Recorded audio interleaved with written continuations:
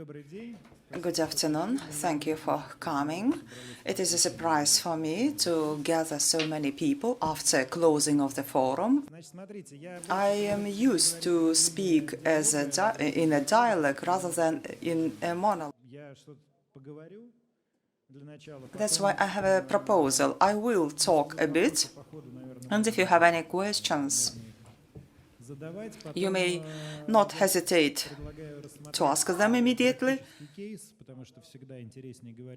And then let us talk on the practical case, because it's interesting to discuss some specific stories rather than just to talk. That's why let us freely exchange our views.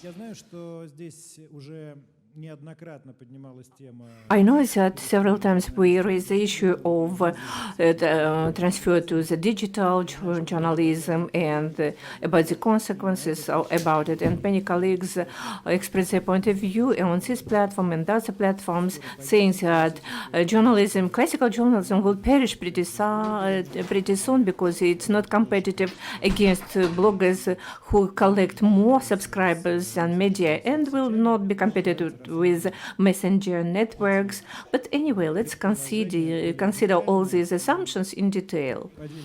And let's share the view about how, in fact, the journalism looks like and what's the role of it and place of it under such conditions, and whether there is a threat that it will perish in the nearest future. Let's try to understand what are the challenges faced by classical journalism, the one that we have known for the last 10, 15 years and have used and till today. And what would be the challenges as of today? What would be threats? I would divide them into two linked stories.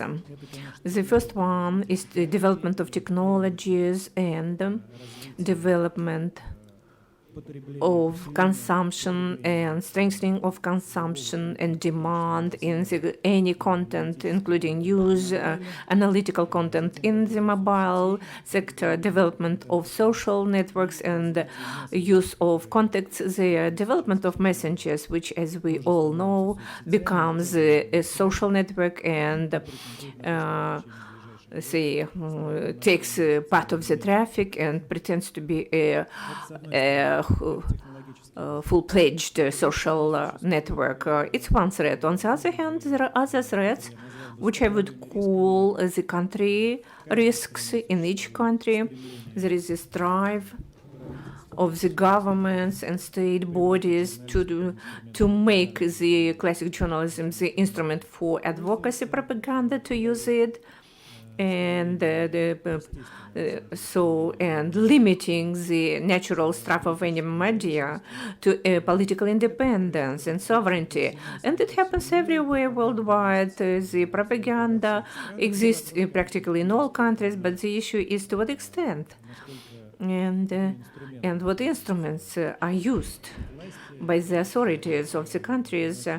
If we speak diplomatical, but if not diplomatical, to what extent the propaganda is too aggressive and bold, and to what extent we can use alternative sources and can maintain independent from the government mass media facilities. And in each territories, the issue is solved in its own way. These are obvious threats and risks. We are not going to consider them now, but this group of risks doesn't have anything to do with journalism, but they are linked risks because in each concrete country they are related to the political situation, to the political momentum, but not to the profession. And in this case, journalism, it turns out to be one of the lakmus papers where the first victims and where the situation is worse.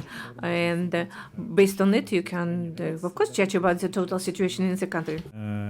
Let us focus on on the vacuum, a situation that is close to the ideal.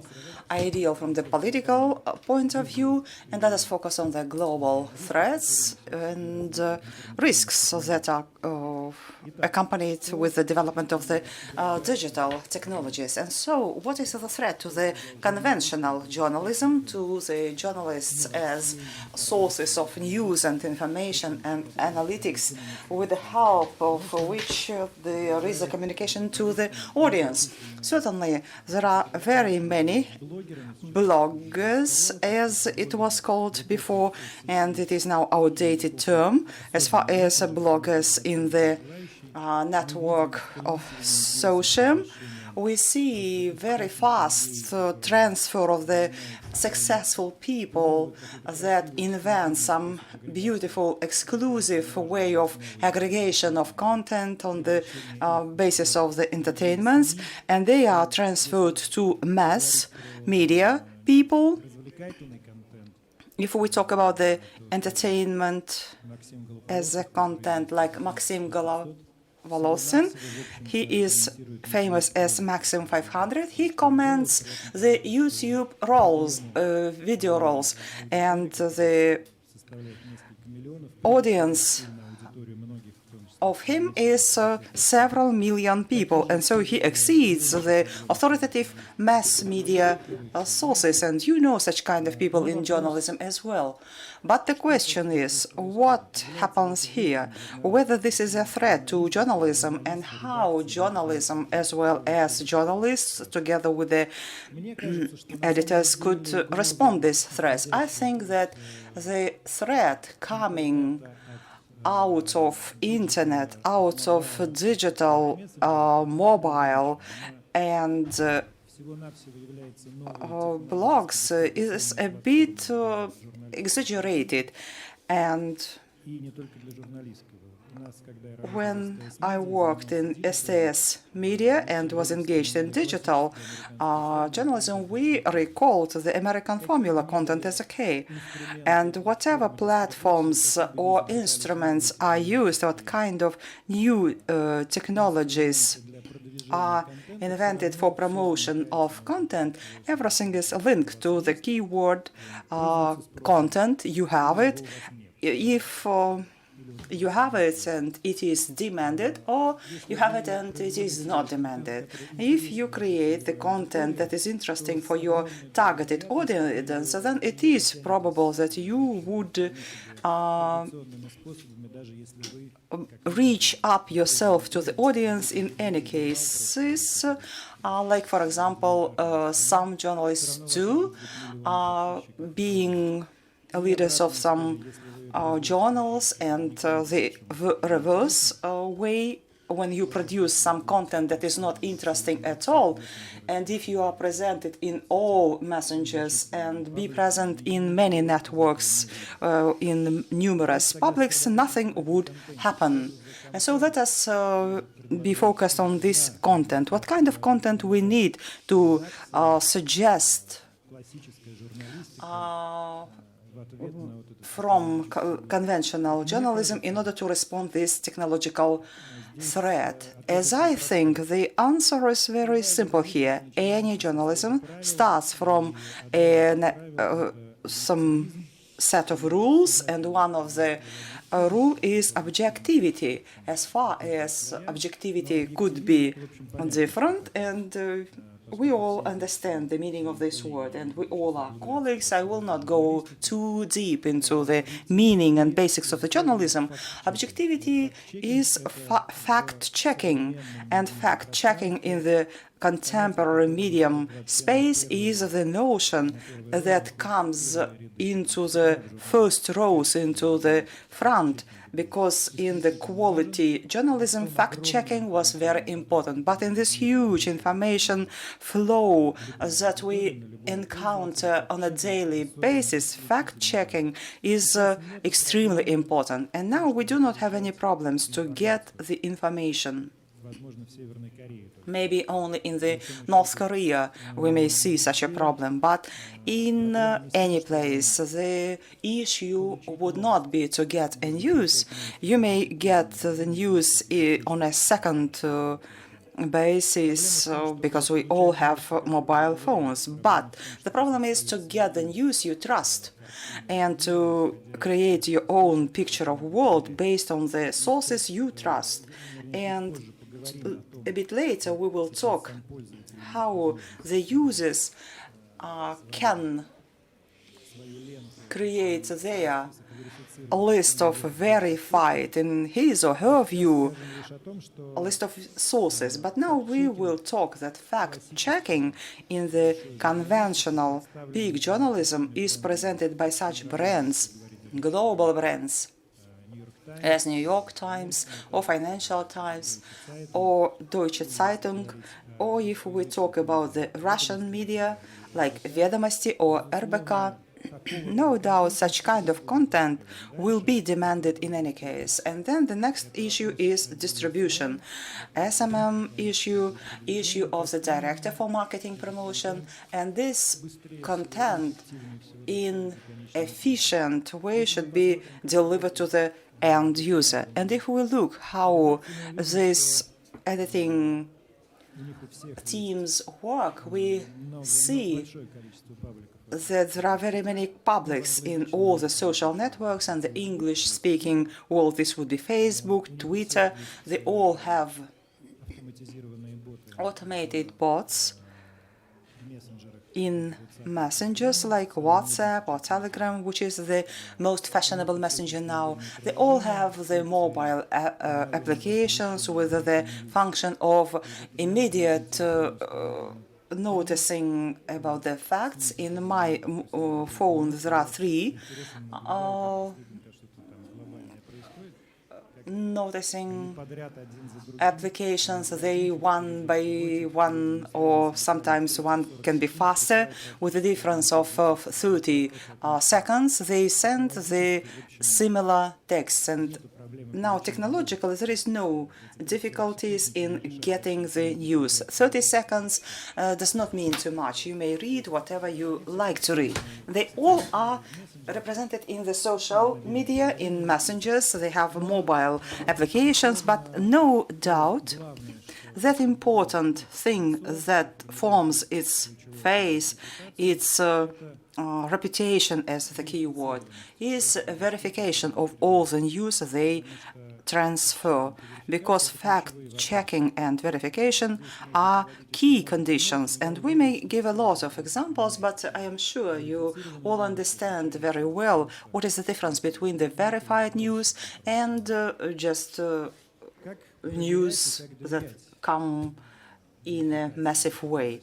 How to verify the news? For that you need the brand. For that you need the journalistic big reputational brand, and all the brands I already named are a warranty that this news that you get, not important in which way or earlier, later, it should correspond with the reality. And if it does not, you should figure out this in a quick way. And as the practice shows, being placed in the competitive environment, bloggers and journalistics as propaganda lose when we verify the news, and they lose to the quality media. And in this meaning, there is no threat from them. They get not a threat, but the challenge. And it means that you need to be in time, you need to comply with the modern requirements. And I will give another example that probably does not relate to informational journalism, but shows how there is a shift in the consumption of internet. And we usually give the classical phrase that is sound in any company, in any society that would like to look as promoted, as the advanced. And you know such a saying, I never watch TV. But actually, everybody watches TV, not a TV set, but as a content, as a serial of Movies, if you ask anybody, if you watch the TV, and they may say, no, not. I just watched Game of Thrones, but online. And if you do not watch TV, but in your mobile phone you have an application of a TV channel that transfers or broadcasts its content to me or not, I watch it, maybe not as a viewer in the conventional meaning, but as audience. And now we come to this wonderful topic, how TV channels of visual media are transferred into something else, into conventional breaking news journalism. And no doubt very often meanings are heard that a person who is in the place of the event is more faster and more accurate than the conventional media. And in the modern world, everybody who is in this focus of the event could use his or her telephone, being a witness of something, could transfer this news to the world, whatever it is, a funny or a sad event, and it could be faster than a journalist, but certainly not any individual could compete with the very well structured mass media. If, for example, he recorded some bang in the macaroni producing factory, but it will be the news when my video is just caught up by some big mass media and broadcasted to the world. And in this way, certainly, conventional media would be as aggregator. But in any case, the source of number one news would be that individual. But distributor of this news, the carrier would be certainly media. Even in the break news, we may see that media certainly can win the competition with individuals when there is a contact with the audience, and vice versa. If individual commenters could compete equally with big editing houses, with big journals, this would not be certainly comments or analytical ways of transferring the information. And here we may talk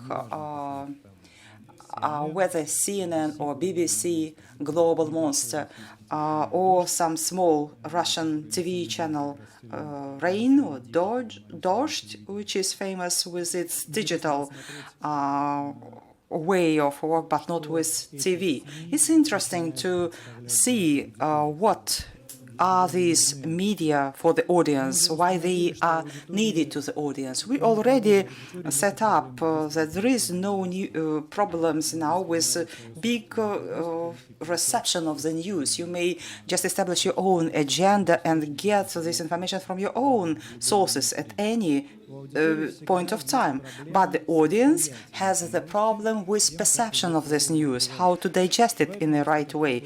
There is news that you like to discuss it with your friends in Facebook or wherever.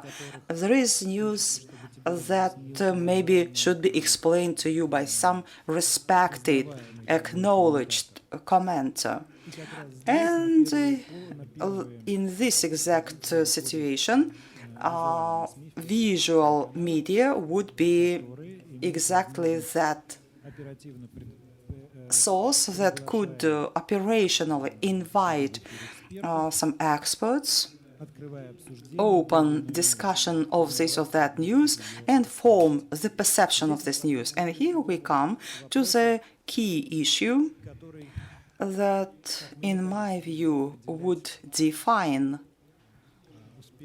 successfulness or failure of TV channels in the nearest 10 to 5 years. And this trend is that every user now forms the base, and we already talked about that, of recognized, acknowledged sources of break news. When you allow to send some news from certain media, and the comment related to the perception of the news in any viewer would be related to the media whom he or she trusts. And I will explain it now. If, for example, and I talk now about the Russian market, I know it better. If you are attached to if you have some certain political views, you will listen to the radio station, Echo of Moscow, read its site, listen to the experts and commenters that are invited to this radio station, and this radio station will form your view. And this happens not only in the regional markets, but also in the global ones. We may see Hackinton Post TV when there is a table which is occupied by the experts, invited experts, and TV channel Dost follows this pathway, and this is their strongest side. They have a loyal audience that listens to the speakers Dost invites to. And here there is a funny case each time, like Echo of Moscow uses the radical liberal position and invites the representatives of the opposite political camp, like conservatives and etc. And in this moment, the loyal audience of Echo of Moscow, as far as we consider this media as the example, and attacks them with negative protests, that we would never listen to you, how you invited this unrespected person to you. And what happened? It happened that the targeted audience thinks that this platform is their own platform, and they want to listen to verified positions, but the expert came from a different opposition group. And what this says about, this is not the transfer of news only, and this will not be the face of the TV channel. The face will be made by the ideological political platform as far as people come for comments. People know about all the news when you discuss them when you broadcast these discussions, and the majority of people comes to listen about the news about the catastrophe with the airplane.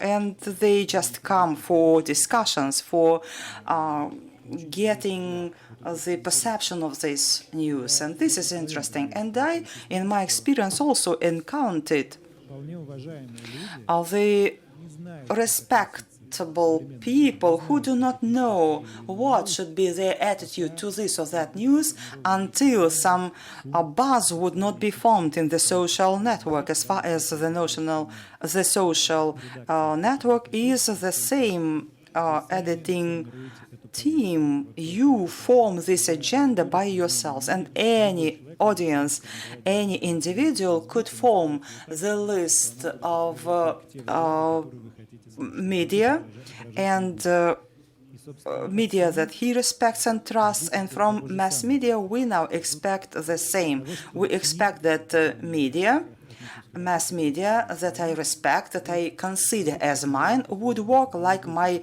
line of Facebook. There would be no unknown voices. There would be people whom I know, whom I trust, and information will be provided I understand, I accept, and this is the challenge that was formed by the contemporary mass media, and the modern journalism should take this into consideration. And coming back to the audience that uses the social networks, they look for the way how to regard this or that news, or whether they should be proud of that, put like, or criticize of this. And there are some commentators who say the point of view of people is focused, and I was in the witness myself. One, for instance, in our case, it was a documentary project, and a movie would be launched, and in Facebook, people would say, excellent, I liked it. But then some negative way for discussions will be formed. A lead of discussions would say that everything was paid for. And the same people who wrote to me with good words, they would say in the other way, they would say, of course, they are bought by Kremlin. And these are the same people. What happened to them? Have they changed their point of view? Yes, they did it, but they didn't even notice all the rapper sources which form our RSS news in Facebook expressed quite a different point of view. And of course, it's clear that discussions go by waves and waves, and another news analyst would talk and would express quite a different point of view at this time, and the same people would shut up because they don't know what comments they can express. It's funny, and you must take it into account, because the issue of objectivism of the editorial staff and of the editorial office as something which is appreciated by readers is very important, and the checking is very important. But loyal auditorium would come and try to find their comments and would try to make of their editorial staff the objective tool. But in the modern world, there are so many sources of comments that the editorial staff must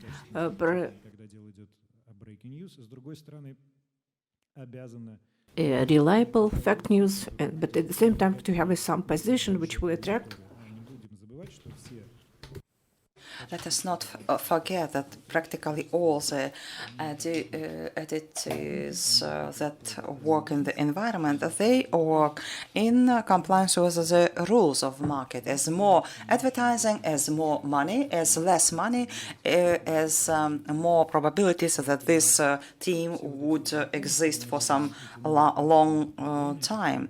And that's why all these patterns of consumption are formed by the social networks and formed by the messengers. And no doubt they have a direct relation to the monetization of the content. And monetization of the content is the precondition for the work of any mass media. And let us consider one case, if you'd like. Just about how distribution changes of the content and the content itself. Some time ago, I was requested to develop for one very highly respected media organization in Russia a proposal to promote video news. The editorial staff came to the conclusion that it wants to be transformed as an internet TV and requested us to develop a concept how in the contemporary world, in the digital world, promotion of video should look like if we have such video. And we made a story. Who would switch the slide? And we didn't give any title to it. We called it a video news. What do we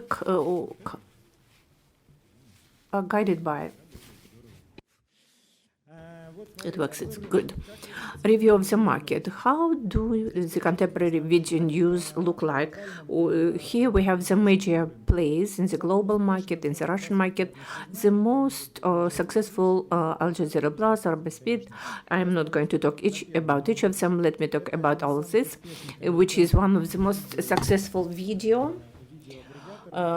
This video aggregates which reached and achieved successful monetization. They had huge audience. And what do? They do some small video reels, and we made the list of how the majority of these editorials work and what is a contemporary TV.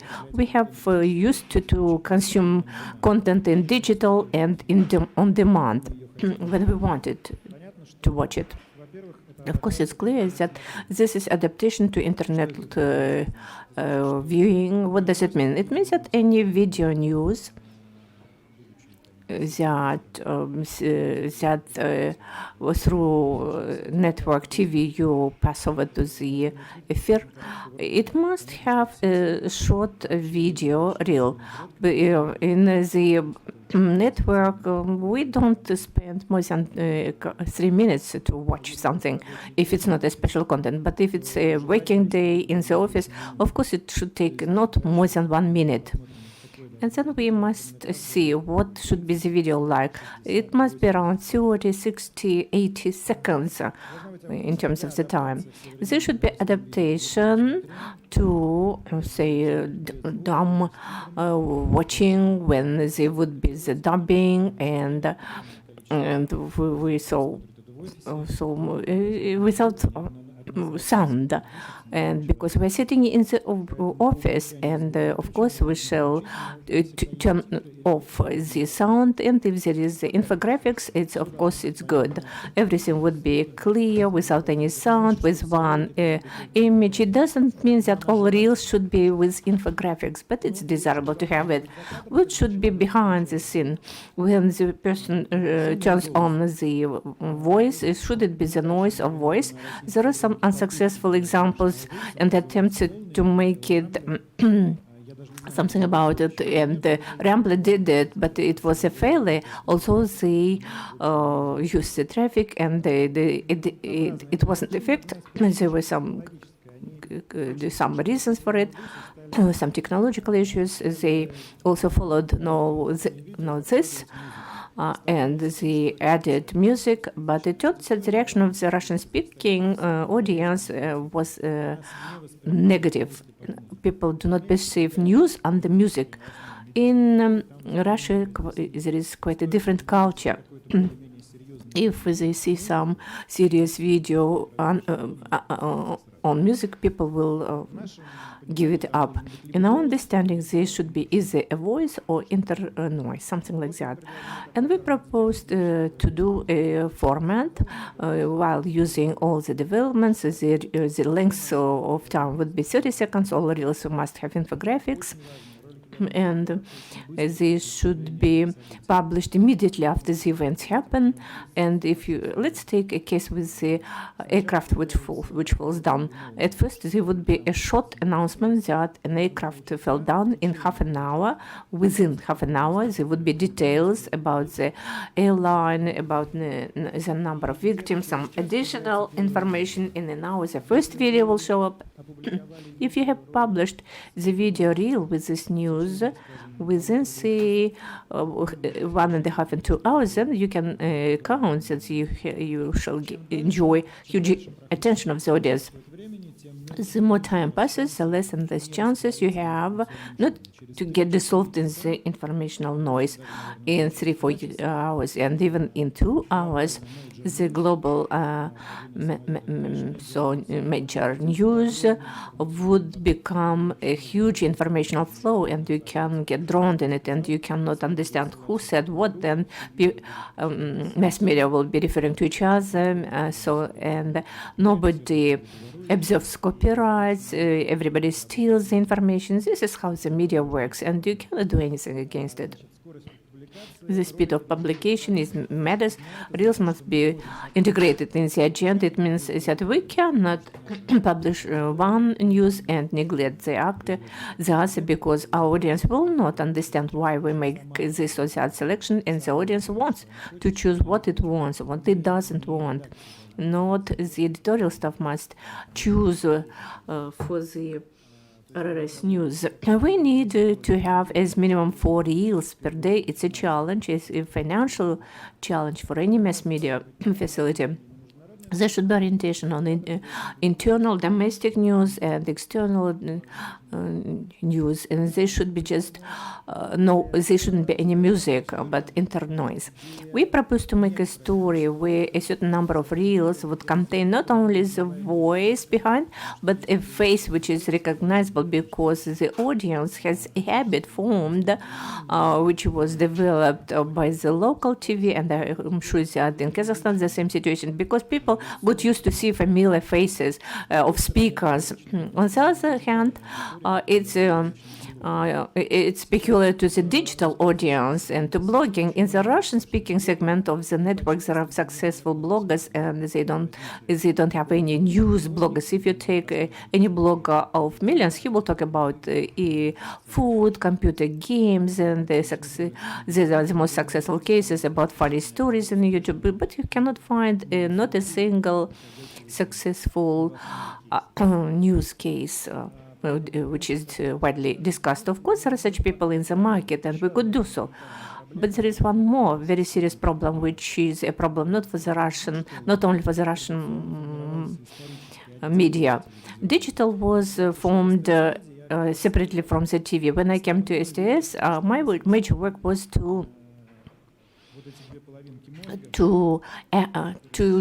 use two parts, digital and TV, into one part, because they spoke different languages. They couldn't understand each other, and they were talking about the ratings, productions, and they would use only famous people images. The others would look at the CPMs and etc. And they wouldn't understand each other, and they wouldn't understand what is both of the parties were talking about.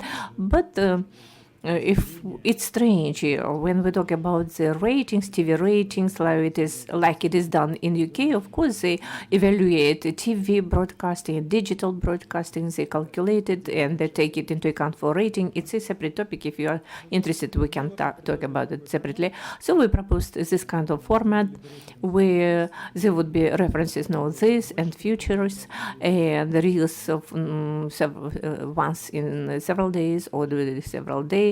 It was a format. There was a network project which was based on reels, and we made a documentary when we had protests in the years 2011, 2012. And what we proposed, and the major volume of reels with infographs, reels with the sound, published several days, and features reels every day, published every day, but once maybe a day, even less. And plus what I have already mentioned, with personification of the news, making the news content as a popular video blogging, we thought that it would work like this. It's a very important separate page distribution. Of course, it's clear that the major platform for distribution in the contemporary world would be social networks, not sites. Sites also must be used in this history, but it's something complementary. First of all, social media, social networks, and it's interesting it is interesting what is happening in the Russian-speaking internet. The mass social networks are in the contact. Practically, it doesn't promote or push forward video news content, and there is a minimum interest to it. At the same time, the network where there is the audience which is focused on analytics and news is Facebook. It has a limited number of subscribers. Any mass media which starts to get distributed via Facebook is the top of distribution, and then they cannot grow further. And the issue is to develop watching through contact and even through Odnoklassniki. It's a serious issue. There should be mobile applications. There should be representation of in all messengers, Viber, WhatsApp, and Telegram, and what is important in Periscope. This is a story which is a hit as of today. It's an application which enables you to conduct direct broadcasting even from this room online. All your subscribers can look in the regime of the direct broadcasting, and for 3 days you can look and watch, and then it will be deleted. And direct translation is a huge trend. Monetization. Of course, it's clear that such a story exists, but monetization is poor. It's linked to policy, and whatever is linked to policy in the Russian market, as of today, would threaten the advertisers than to attract. This is the case, and I wanted to tell you how and what is the history with news in internet. Let's discuss, because I talked so much. If you do have any questions, points of view, now let's pass over and discuss it in the mode of a dialogue. So we have 1.5 hours. We have half an hour more. Please introduce yourself for me to know how to call you. Diana Baudaletova. It's a very interesting lecture. I want to ask you how you can analyze the market of Kazakhstan of TV.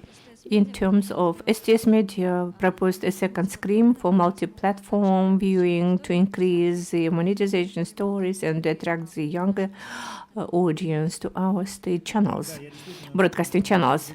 Really, I was in autumn in Kazakhstan. I made the presentation of the second screen in Almaty at the media forum. It's quite a different story. The second screen is a digital something. We're talking about the journalist news content. That's why I didn't talk about the second screen, второй экран. It's an opportunity for the consumer to load mobile applications which will be synchronized by sound with the channel that you're watching, and will give you some additional content. For instance, you are looking at the soap opera, heroes are communicating. In the mobile, you shall get information about these heroes, about the history of their relations, what happened in the previous films, and you can load at the screens of STS, and you can use it with any content. It's not a typical application. We developed it in order to develop watching of the affair. It's not a digital viewing. It's a satellite of a general broadcasting affair. It was very important for us. Of course, no doubt it shows, or it reflects rather, one of the key trends. The audience as of today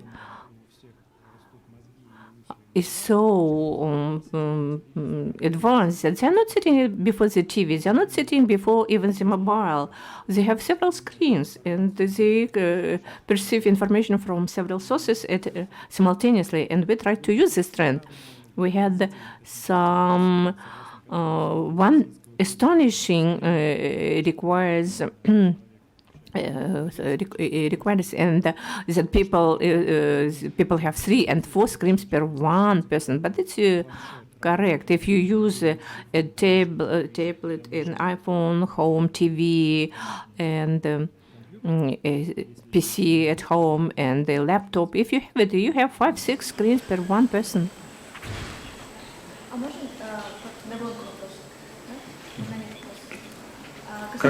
Давайте. Персонализация, да, вот подписки. Мы знаем, на российском примере больше, да?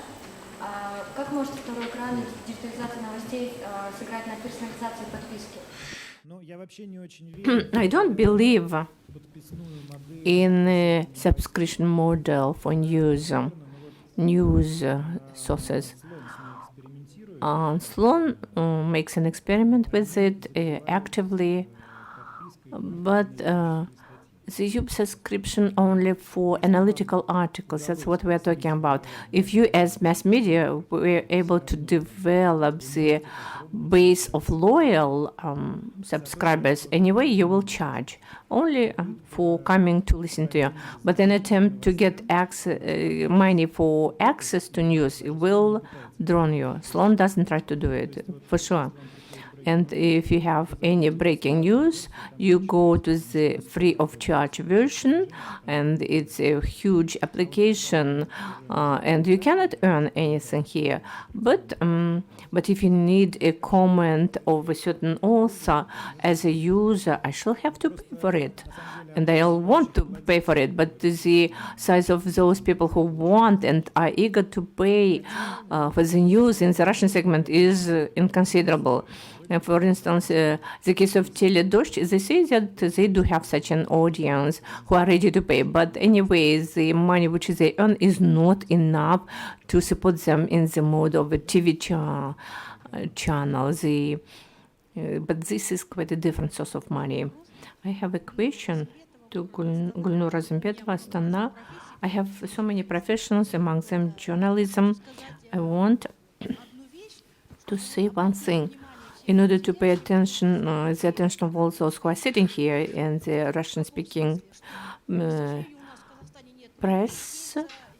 Unfortunately, in Kazakhstan, we don't have Kaspersky firms, Bill Gates companies. But as a person who is for the green economy, for me, it's painful. It's painful when I see in waste boxes to see the abandoned laptops and yesterday somebody compared oil with tobacco smoking. I think that it's not fair. My first profession is a chemistry specialist, and we know that without oil we cannot do something. And what do you propose to fight for green economy against hackers with Bill Gates? And who is blamed for lobbying? I understood you. I understood. I beg your pardon for. And what's your attitude to ufology, to disclosed information about Hitler?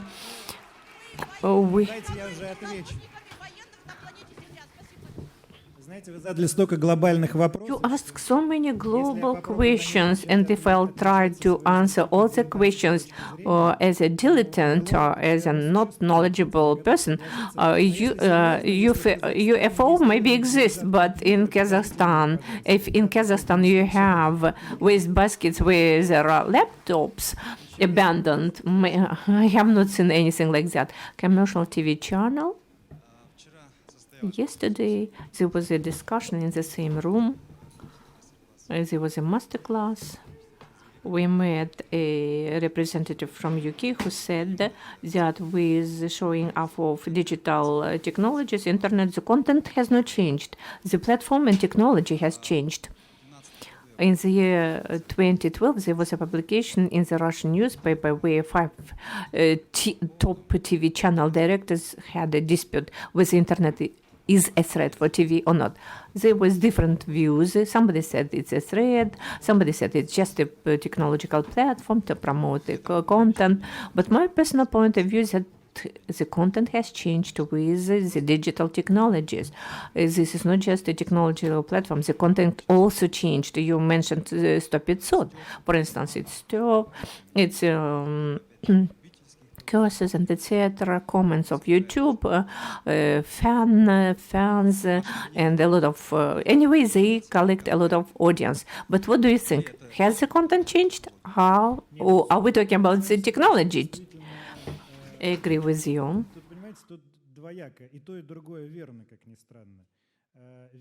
You see, both views are right, that technology has changed and the new platforms appeared for distribution. And I didn't say that journalism will die soon. But on the other hand, there are those who modify the content under new technological opportunities, because you see, you mentioned yourself, with video blogging appearing in the market and sharp growth of its popularity, and conventional media has to modify its content under the new habits of the audience. Technologies change the habits of the audience, and our content should comply with these habits. Not that we need to start highlighting the news in a different way. We should bring this to the audience in a different way. If before, when I was employed in NTV in the news editorial, and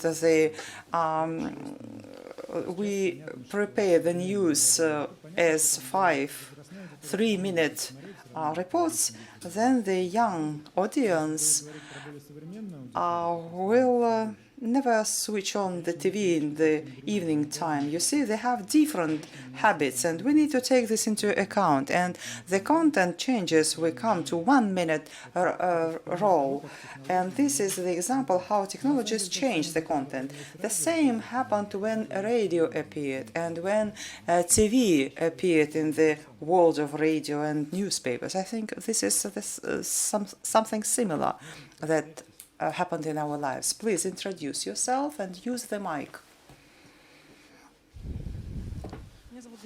My name is Daria. I am a private studio journalist, and the market responded. If we judge using the Russian TV, some channels went into the entertainment content, and the same happens with the news. Like the first channel also reacted and now makes a lot of different TV shows. And there are channels that only 24 hours make news. And what will be next?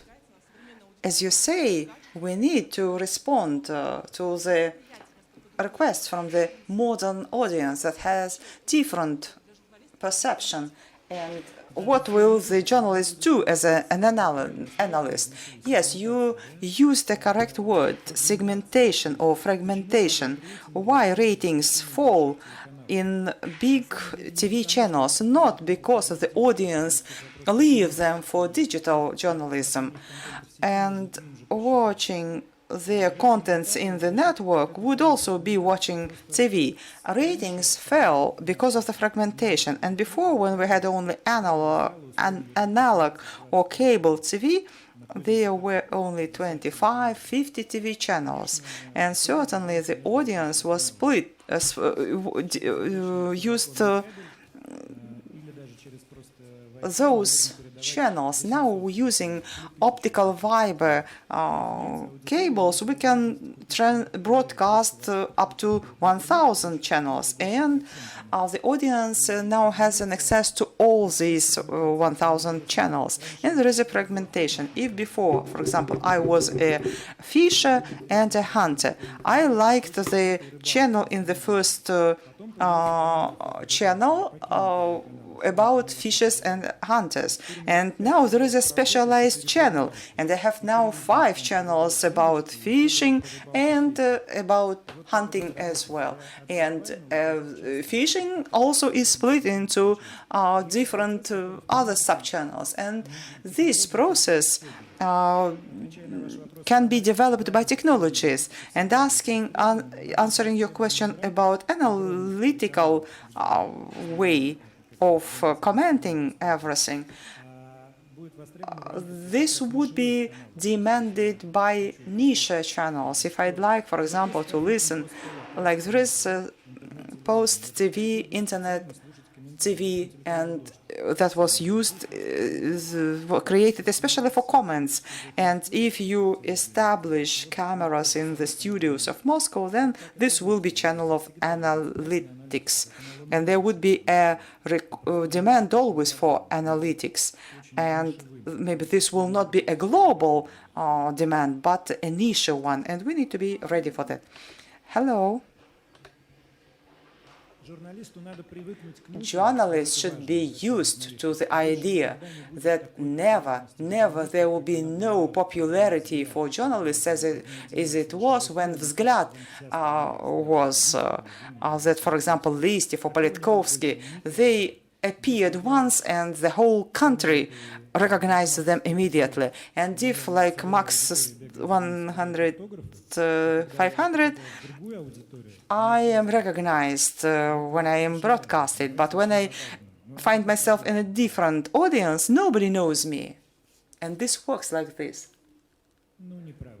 It's not true. This is the pleasant part of the profession, but that popularity that was in improvement of the criminal law enforcement in Kazakhstan. I have usually questions when I listen to different speakers in this forum. Two moments. Either I have too high expectation from the speakers, or speakers have a very low expectation from the audience. Could you summarize once more who is a real journalist in the modern world? And the second question, could you give a practical case?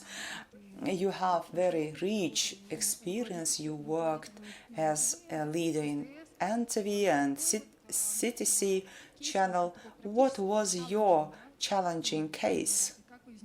How you found the solution or way out of the situation?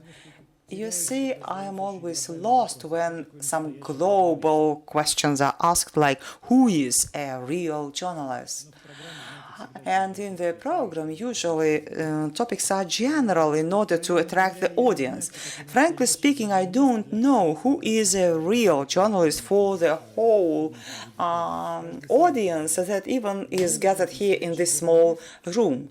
Everybody should define this for himself, and a real journalist should be able to do fact-checking, write a text of good quality, and should distribute it in the right way and communicate with his or her targeted audience using all these technological novelties that we have now, like, for example, Twitters. And there are very many real journalists like this. Many of them write very good texts and in internet, not but in federal TV, if we talk about Russia. And if I talk about my personal sympathies, there is Lev Kashin in Russia. I consider him as a leading journalist in Russia. As for your second question, I haven't understood. You'd like me to talk about some cases, some stories that were challenges. In what meaning? I had an impression. I could give you a lot of different stories about NTV, and the case I showed you is also my personal experience. This is a real business case that I developed together with a group of my colleagues for some very specific news directorship. This is how I see it should be. And we are in the phase of negotiations with them, and that's why I cannot name them, and some things changed very much. This is the way how I see this story. But if I talk about challenging cases from the point of view of classical journalism challenges, this would require some time if I give the details, but I think that way how it happened in 2009 was the ideal way of doing things. And my name is Alina Babayeva. I am from the Turkish publication. You were talking about the threats to the professional journalism. What do you think about the citizens' journalism? The fact that the global monsters like CNN or Guardian use actually services of the citizens' journalism, and this is some certain trend, the trend that should be taken into account. Thank you very much for this question. This is a very right topic. I just touched when I said that the news would be the news when the individual will be followed by big mass media, and the mass media uses now such kind of fact stringers, and they are named citizens journalists. And this is an interesting case because in any case, we and our colleagues tried to do a big platform for citizens, journalists, and we encountered the same issue that if it, in order to make it work, we need to invest financially, because any platform is money. Otherwise, this just would be individual cases, and the citizens, journalists especially, in very hard, remote areas, like, for example, the hot points, like, for example, Syrian war is highlighted by the citizen journalists, but this is not verified journalism. I cannot trust very much, and mass media that aggregate the citizen journalists, they should do this verification. And there are big companies like one company that is based in Scotland, a serious company that consists from former intelligence officers and journalists, and they do verification of these video rolls from, for example, Syria, like bombing the kindergarten in Aleppo, and the information says that it happened yesterday. The government planes just bombed everybody, and when it happened yesterday or the day before yesterday, we cannot, as mass media, do this. And there are some agencies that could do this for some small money. What they do, they analyze what is included into the video roll, compare the weather that was on that day, compare different facts, even brands of the cameras, and they can figure out how it was recorded, using with the use of what camera. They do intelligence work, they do investigation work, and as we talk about that, we should also mention about new notion like open source news. This is very widely criticized project of the former intelligence officers who, using the open sources, first of all the video rolls that are published by the individuals in internet, and the most famous case was the investigation of the Boeing that was crashed in Donetsk. This is a very famous case, and I think it could be trusted. And there are some opposite points of view that this all is just done by the special services. And in my view, this is a very famous case. Open source journalism are not the intelligence officers' project, but citizens journalists. My question is whether we have any future in the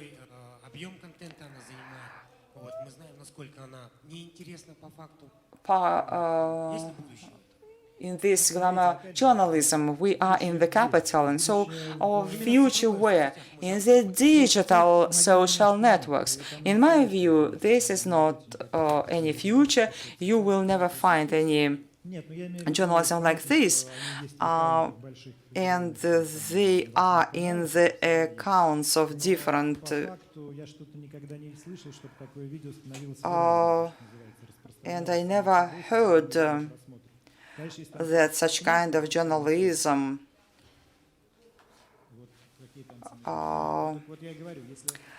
when, for example, this is unofficial video rolls, these are dancers. We're talking about official video, like Medvedev had an official meeting with Putin, and it will never be pocket journalism if something happens there. And fragmentation is fragmentation, but always there would be big You see, there is that massive propaganda. You came from the country where 86% is of pocket journalism. You see, the figures show that this is demanded. But on the other hand, propaganda attracts in a different way. But you, as a journalist, for whom you produce your product, for 86% or for whom? This is, you see, a very interesting question. I'd like to produce the product that would be interesting for me, but you need to take into consideration what kind of audience you do. We need to take into consideration monetization as well. You see, in pocket journalism, let us answer in this way. Always there would be supply, and there always would be the demand for. There would be always official newspapers, official TV news that would reflect the official position of the government. And no doubt it should be, nobody argues with it. But the question is different. This is the only source of information in your country. And this is a different question. My sincere point of view is together with the official information source, there should be the other alternative ones. The information from the official sources should be available like other sources as well. Thank you. Hello, my name is Daniil. I work in the private production studio. We produce content for TV channels. I have a question from the point of view of TV channels broadcasting. If we look at the West, there is growth of merging internet and TV. You see, actually it happens. I already mentioned smart TV. You buy TV set, switch it on, and there will be a question, what is your password to your Wi-Fi?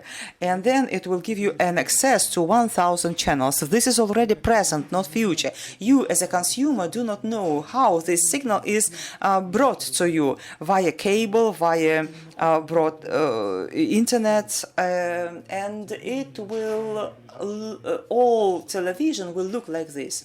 So it means that you see they all will be interactive, maybe not all of them, and some content will obviously be done in some interactive mode. And the first interactive channel would be advertising. It would always be interesting to see how this advertising was sponsored by, how it was produced. And there are cases when part of the advertising is broadcasted on a TV set and part is in your mobile phone. It flows from one into another and it looks very cool. And certainly it is clear that this is just a one-time story, but some part will be interactive, 360 degrees, and presumes some actions from the user, but only some part, and it will never come to 100%. I even doubt that it would grow into 50% even. Hello, Jamalova, journalist. I have a question. Approximately 10 years ago, when in Kazakhstan blogging sphere was being formed, bloggers formed themselves as sincere, frank journalists. They are independent. They talk about what really happens. Now 10 years passed. Now this portrait of such blogger changed, and smart guys understood that it could make money. And there is allergy already when they hear this word blogger, because they are in cool events, they are close to the politicians, they are together with the prime minister, and etc. And of course, there are so many events, and everybody wants to get there. Bloggers are very smart, and they forgot about the first and the original mission, which they declared 10 years ago. And I have a question. What is your personal attitude to bloggers? What is their role in the society? To what extent we need them? And is there any need and demand, and would there be any demand in them in 10 years? It's simple, like with big mass media, they distribute themselves as bloggers. And there is a backwards trend. Individual bloggers won't become big mass media. And the reasons you have already mentioned. Of course, monetization is the reason. If I have 3 million subscribers, why not to earn using them? If the press service of Prime Minister, President comes to me, invites me to some official event, of course I'll agree. We also at MTV made experiments with this, with the President and Medvedev. We would send bloggers to some official events to make some TV format program, but it says to the fact that there are some traditional bloggers and mass media and the editorial staff, and they have already said that I don't think that a blogger would ever change the editorial staff with the rigid rules of fact-checking, with the prestigious of the brand principles. Blogging will always be blogging. Whatever I declare being a blogger 10 years ago or now, it will be my personal point of view. Blog only reflects what I want to reflect. And Max 150, it's a good story. He became a TV broadcaster, but on TV he continues his blogging and based on YouTube, and he became a very rich guy at the cost of the TV opportunities. Of course, blogging has a future, but what technology does, in the past, to become popular, you needed to become a TV broadcaster, to work in the federal channel, to be in the channel Взгляд. But now you can make a funny content, place it in the YouTube, and then you will caught up by some aggregator like Karamba. It will lift you up. And I always say, content is the king. If you make the content which would be popular amongst some audience, you will be popular. But it's impossible to do it all the time. But anyway, if you are successful, you will be successful. Thank you, Alexey, for your masterclass. My name is Gulnara. Kazakh TV channel. I have 2 questions about SMM. You said that VKontakte is a massive social network and TV channel must pay attention to it. In Facebook, there are news, some news are successful, but in Contact, not. Can you give some tips how to beautifully arrange your news in VKontakte? And if it's a 3-language TV channel, should we translate all the news in all 3 languages? Or maybe we must focus on 1 language, which is the most important. Honestly speaking, I am not an SMM manager. It's a separate profession. Management of social networks developed to such an extent that it became a profession. There are directors, they are unique specialists, and it's very interesting to invite them to master classes specifically. As for my expertise, then I can tell you that no doubt in VKontakte you must be. And mainly this is an issue of cooperation with the network, because they have additional questions. Whose player is it? How the revenue are shared? What is the content? Would they like to prioritize it? And etc. etc. So much depends, because if your content or play is not prioritized by this network, it will be somewhere in the depths of it. On the other hand, if it's a popular content, news, real content will not be so popular as the recreational content. Of course, this video will promote itself in VKontakte, and we see that it happens. As for social networks, we need to work with them, and we need to hire professionals who are not cheap stuff, but we cannot do without them, and the modern editorial stuff cannot do without them. As for languages, I think that we need to be represented in all the languages in which we are supposed to broadcast, but this is a matter of yours, and while not being a specialist in this area, I cannot give you any advice. I am Oleg. I'm the head of one of the regional newspapers in Kazakhstan. Tell me, please. I always listen that the audience of print mass media is not developing. And then what would be the point of view? And there are different points of view. How long newspapers will exist in the printed versions, and who will quit the fields and would get translated into the regional internet, original newspaper facilities? It's a very difficult issue. I have never been a newspaper specialist, but I have my own understanding of this issue. I think as a source of news, newspapers have come to their and we're not able to compete with TV and with breaking news, internet. They cannot be competitive at all. But as a source for analytical news and articles, of course, they can be.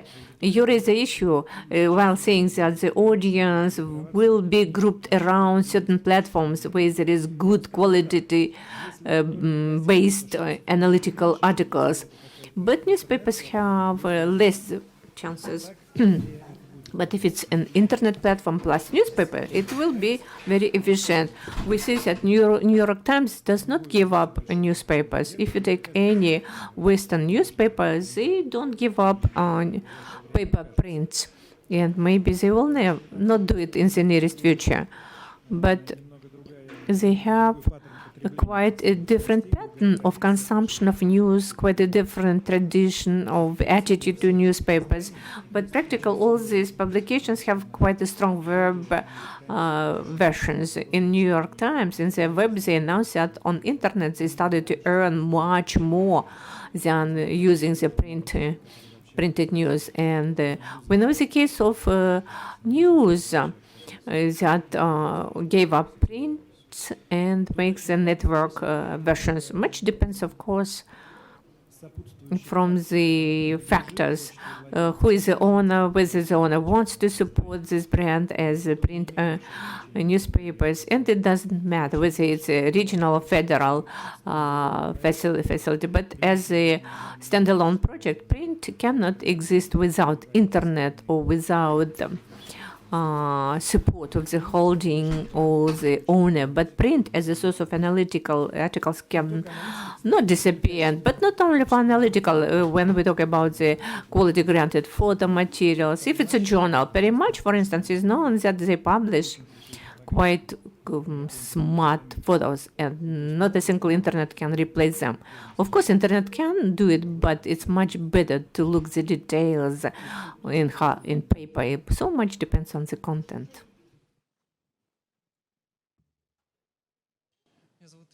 I am Igor. I am from the portal Inform-Bureau. Mass media is in the competitive environment, and the trend is that mass media would follow the audience, and there is a term people have it. People digest everything. But would there be a time when people will get fed up and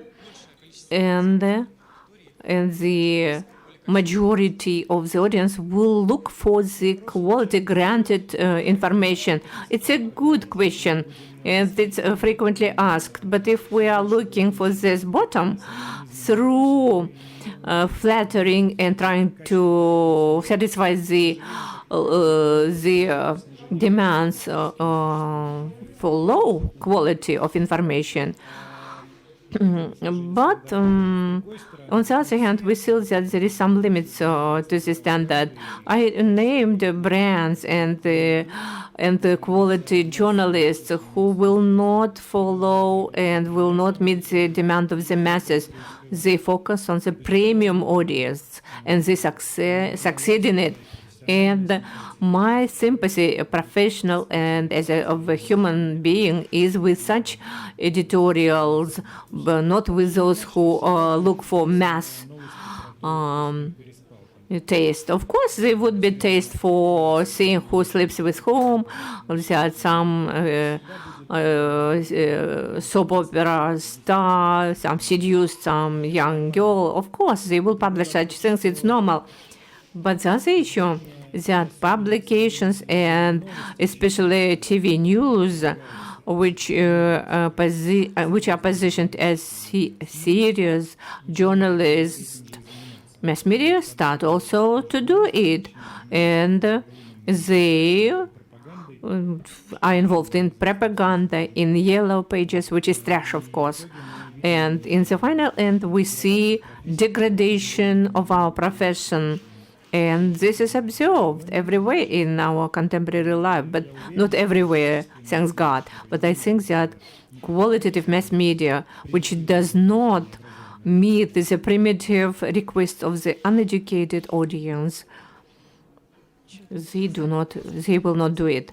And Koskina, as of today, mass media, which for 70, 80%, 100% depend on state order, can they be highly rated?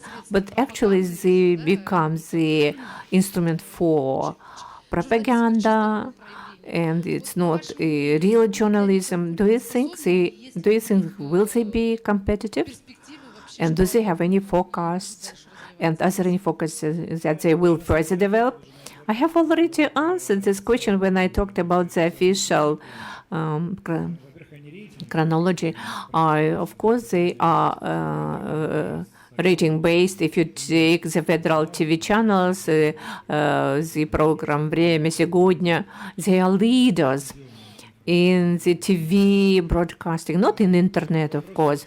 But the question is not that they reflect the official point of view. The issue is whether other points of view are possible on the same channel. I think it's not permissible that you can find only one point of view in the federal TV channel. It's not correct. There should be any point of view expressed as the audience makes its preference. And like in internet, in TV, we must have a chance to make the list of the favorite content. We know that the pro-governmental and the governmental mass media, they are quite competitive in the internet. They have considerable financial resources to attract huge audience. They will always be. But the question is not that if they are successful or not, whether other people are allowed also. I don't have anything to do against the federal channels because I worked there for many years. The issue is in alternatives and in access to the alternatives. And that is it. Good day. I'm Sultan. I'm from Information Agency being used. It's a simple question. In addition to what was asked by the previous speaker, do you know about the situation around Eric Davidovich Tudashvili, a famous Russian blogger? I suffered in the result of this situation as a producer. You will laugh. With Eric Davidovich, we were planning to develop one program for one of the TV channels and made the pilot. Everybody liked, and then he was imprisoned, unfortunately. But then a question, how to fight?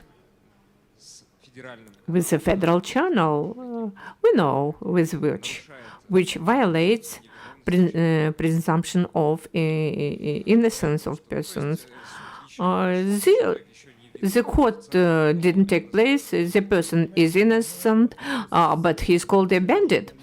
But the issue of losing the journalist standards and political culture, whether it is lost or not, or has never been developed, this is, of course, beyond our profession.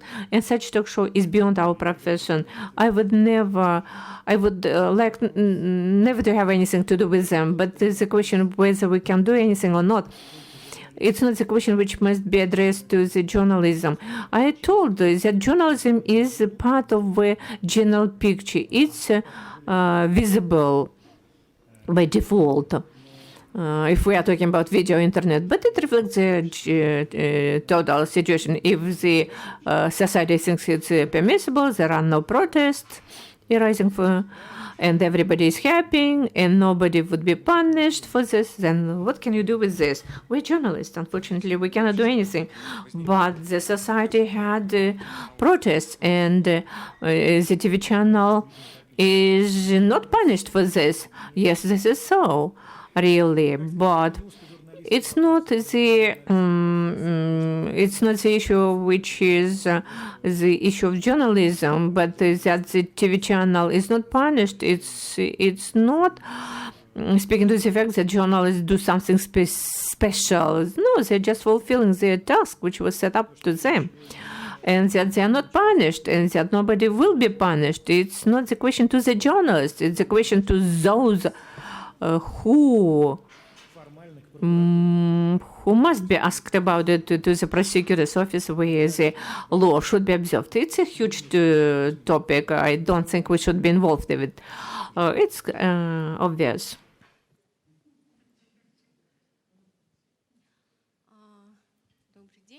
Good day, Alexey. I'm Esma Inshanova. I'm professor of the Faculty of Journalism of Eurasian National University.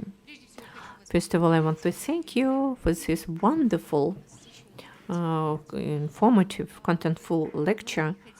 And I want to ask two questions. We have social networks, and you, as a professional journalist, which is quite normal, you are on the side of journalism. But with the showing up of social networks, has your life changed? It's not a secret that there is some disease of networking. People hurry up after their work to join Facebook or contact, but you as a professional journalist are less exposed to this disease. No, I am exposed to it. I am a gadget maniac. Sometimes even during my work we do it, not after the work time. And there is such a English, such an English saying, down culture. It's unfortunately about me.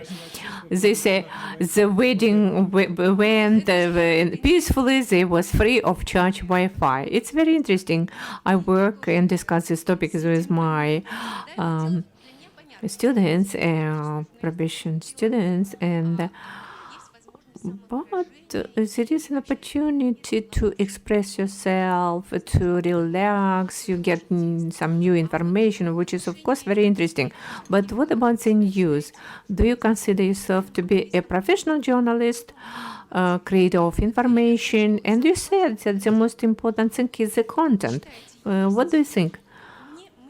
For instance, I think while watching in our Kazakhstani journalism, instead of qualitative content and good information, we are fed it with criminal news or news about crimes. And by this, journalist kills two rabbits. It's interesting, and it's shown on TV, but tries not to and tries to avoid very sleazy topics. Do you watch something like this in the Russian journalism? And what are the major problems in creation of qualitative content? You asked so many different questions. I think that I shall not be. I have already answered all these questions about creation of content and about the quality of journalism, about mobile phones. But I can tell you that really, face down culture is something which awaits for us, especially the generation of our children. And there would be more and more people, and we'll see. And it's interesting what it will bring us to. But I think that, but I know that according to the forecast and according to Google, there would be no gadgets and everything put in our irises, and people would look at you for a long time and then would tell you will be talking, and the person would say, I beg your pardon, I was reading Twitter and I wasn't listening to you. But Alexey, don't you think that the news need emotionality, and which is delivered by technology, and people lack analysis. Do you agree with this? I cannot understand your question, honestly speaking. You try to... I several times today pronounced that my view was that there is no contradiction here. There is a content and there is a way to distribute, and there is emotional, unemotional content of good quality and of bad quality, interesting or not interesting. But what else depends how we distribute this via mobile phone or via classical TV will be the other question. If you have no other questions, maybe we will finish. Thank you very much.